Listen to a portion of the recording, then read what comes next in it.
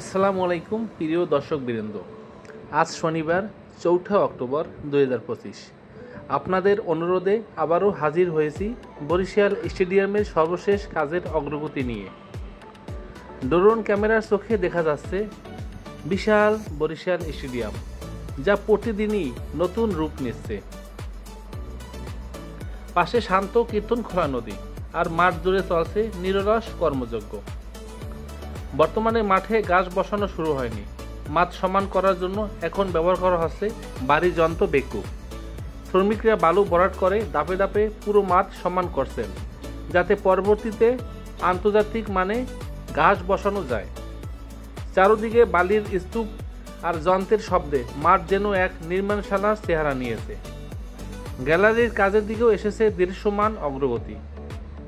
ছাউনির কাজ দুদিকে অল্প পরিমাণ হলেও সম্পন্ন হয়েছে, আর দর্শকদের জন্য ১৫,০০০-এর বেশি চেয়ার বসানোর কাজ চলছে।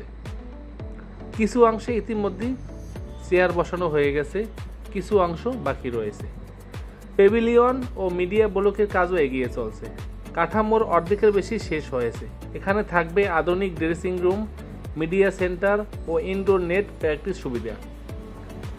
একই সঙ্গে পুরনো ফ্ল্যাট লাইট সরিয়ে নতুন ফ্ল্যাট লাইট স্থাপন ও বিদ্যুতের সাবস্টেশন তৈরির কাজও শুরু হয়েছে।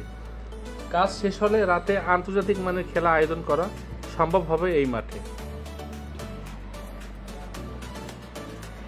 সব মিলিয়ে বরিশাল স্টেডিয়ামের উন্নয়ন কাজ এখন দৃশ্যমান গতিতে এগিয়ে যাচ্ছে।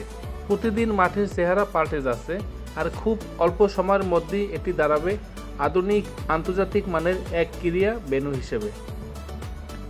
আশা করা যায় ডিসেম্বর মাসেই এই মাঠের দায়িত্ব হস্তান্তর করবে।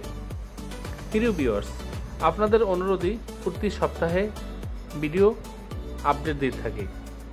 অনেকে জানতে চেয়েছেন ভবনের ভিতরে কাজের অগ্রগতি দেখানোর জন্য। আসলে এখানে সেনাবাহিনীর ক্যান্টনমেন্ট রয়েছে, যার কারণে ভিতরে জনসাধারণের প্রবেশ সম্পূর্ণ নিষেধ।